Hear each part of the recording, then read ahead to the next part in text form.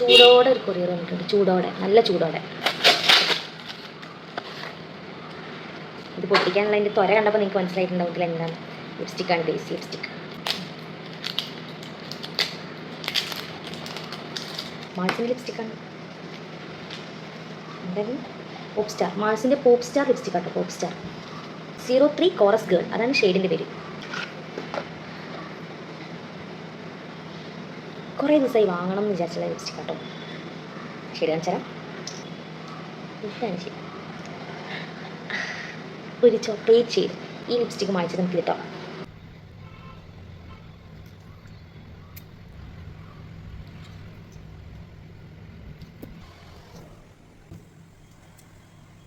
നല്ല കംഫർട്ട് ഉണ്ട്, നല്ല മാറ്റ് ഫിനിഷ്, നല്ല സുഖം കേട്ടോ.